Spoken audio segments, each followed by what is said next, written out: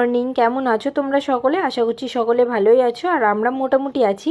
তো এখন সকাল 8টার মতো বাজে, ঘুম থেকেই উঠলাম, উঠেই আর কি ফ্রেশ হয়ে রেডি হয়ে নিয়েছি, কারণ আজকে যাব বহরমপুর। তো এখন আয়ুষকে রেডি করাচ্ছি, তো আয়ুষকে নিয়ে আর কি ডাক্তারের কাছে যাব, কারণ এর আগে আমাদের এখানে ডাক্তার দেখিয়েছিলাম, কিন্তু ওর র্যাশগুলো না ভালোই হচ্ছে না।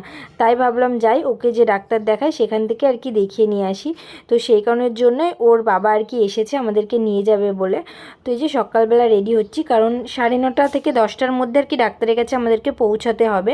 তো এখন 8টা মতো বাজে, আর যেহেতু আমাদের বাড়ি থেকে বহরমপুর যেতে তাও প্রায় 40 মিনিট লেগে যাবে, তো সেই কারণের জন্য একটু তাড়াতাড়ি বেরোনোর চেষ্টা করছি।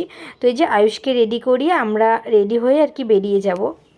তো আয়ুষ ঘুমোচ্ছিল, তো ঘুম থেকে উঠে ওকে রেডি করাচ্ছি বলে আর একটু বেশি কাঁদছে, কারণ ঘুম থেকে উঠে ওকে কিছু করালেও প্রচণ্ডই কান্নাকাটি করে। তো ওকে বলছিলাম এদিকে তাকাও, কারণ ওকে একটু চেষ্টা করছিলাম যাতে চুপ করে। তো তারপর আয়ুষকে রেডি করিয়ে ঠাম্মার কোলে দিয়ে আসলাম। তো তারপরে মা আমাকে বললো কিছু একটা খেয়ে নে, একদম তো খালি পেটে যাওয়া ঠিক না। তো এই যে এখন আমরা একটু হরলিক্স করে আর কি খেয়ে নিলাম, তো বেরিয়ে যাচ্ছি। তো ওইদিকে মায়ের কোলে এখন আয়ুষ আছে, আর এদিকে যা যা নেওয়ার সব কিছু আমরা নিয়ে নিচ্ছি, কারণ এই যে সকালবেলা যাচ্ছি না, তো ও বাড়িতে যাবো, ও বাড়িতে থেকে বিকেলবেলা আমরা বাড়ি আসবো, সেই কারণের জন্য সব কিছু আর কি গুছিয়ে নিয়েছি। তো এই যে মায়ের কোলে মানে যাওয়ার সময় যেগুলো আর কি করতে হয় মা সেগুলো করে দিচ্ছে, দেখতেই পেলে। তো যাই হোক, আমরা না এই প্রথমবার আর কি স্কুটিতে করে যাব আয়ুষকে নিয়ে। তো আমার তো বেশ ভয় লাগছিল যে পারবো কি পারবো না। তো আমাকে মা বলছিল না পারলে এমনি গাড়িতে যা, তো আমি বললাম যে ঠিক আছে পারবো, কারণ মা হয়েছি সব কিছু তো করতেই হবে। আর যেহেতু এমনি গাড়িতে গেলে না এই গরমের সময় বেশি একটু গরম লাগবে, স্কুটিতে আর কি একটু আরাম লাগবে বলে আর কি যাওয়া। তো যাই হোক, একটু ভয় পাচ্ছিলাম, কিন্তু সব ঠিক হয়ে গেছে। এই যে আমরা বহরমপুর পৌঁছেও গেছি। তো এই যে ডাক্তারের চেম্বারে এখন আমরা চলে এসেছি, তো এসে আর কি নামটামগুলো লিখিয়ে নিলাম, আর ওর ওজনটাও একটু করিয়ে নিলাম। তো ওজনটা দেখলাম মোটামুটি ঠিকঠাকই আছে। তো মেন প্রবলেম হচ্ছে ওর র্যাশগুলোর জন্যই, তাছাড়া অন্য কোনো প্রবলেম নেই, একদম ঠিক আছে। তো ওগুলোর জন্য আমরা ভয় পাচ্ছিলাম যে বারবার র্যাশগুলো বেরোচ্ছে আবার ঠিক হচ্ছে, আর তাছাড়া পায়ে না ওই র্যাশ থেকে আর কি কালো কালো দাগ হয়ে গেছে, তো সেই কারণের জন্য আর কি ভয়টা পাচ্ছিলাম। তো সেই যে বাড়ি থেকে ঘুমিয়েছে, এখনও ছেলেটা ঘুমোচ্ছে, দেখো একটুখানিও ওঠেনি, মানে রাস্তায় বেরোলেই না ও ঘুমায়। তো তারপর এই যে একটুখানি উঠেছে, তো ওকে আমি কি চেষ্টা করছিলাম যে বোতলে দুধ খাওয়ানোর, কিন্তু যেহেতু এভাবে ও দুধ খায় না, তো সেই কারণের জন্য একদমই খেতে চাইছিল না, বারবার বোতলটা আর কি সরিয়ে দিচ্ছিল। যেহেতু সকাল থেকে খায়নি, তো ওই জন্য আমি চেষ্টা করছিলাম একটুখানি খাওয়ানোর। তো আমাদের ডাক্তার দেখানো কমপ্লিট হয়ে গেছে, তো আমরা এই যে এখন বেরোচ্ছিলাম। তো ওর পাশে একটা বন্ধুর দোকান ছিল, সেখানেই ব্যাগপত্রগুলো রেখেছিল, তো সেই ব্যাগগুলো এখন ও নিচ্ছিল। তো ডাক্তারের সেরকম কিছু বললো না, কারণ কোনো কিছুই ওর তো হয়নি, বললো একদম ঠিক আছে, কোনো ভয়ের কারণ নেই। আর যে র্যাশগুলো বেরিয়েছে বললো বাচ্চাদের এগুলো হয় আর কি, সেগুলোর জন্য কোনো ওষুধও লেখেনি ওকে। তো এই যে আমরা এখন বাড়িও পৌঁছে গেছি, দেখতেই পাচ্ছ, আর ও এখন স্কুটিটা ঢোকাচ্ছে গ্যারেজের মধ্যে। আর এসেই না মা ওকে নিয়ে নিয়েছে এই যে। তো মা পাগুলো দেখছিল আর বলছিল যে এগুলোই বেরিয়েছে না, আমি বললাম হ্যাঁ এগুলোর জন্যই তো আরও দেখানো।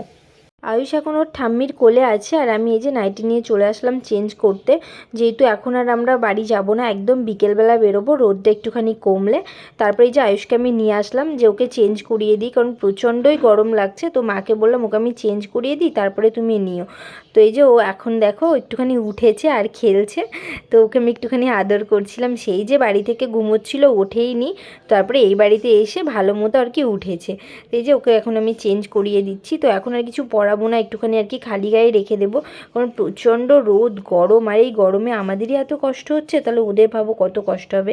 তো সেই কারণের জন্য ভাবলাম একটুখানি আর কি খালি গায়ে রেখে দিই। আর বাবা বাড়িতে আছে, বাবা এখন নেই, বাবাও গেছে ডাক্তার দেখাতে। তো আজকে তো মা বাবা ভীষণ খুশি, যেহেতু আজকে নাতিকে পেয়েছে, তো ওরা তো খুব খুব মিস করে।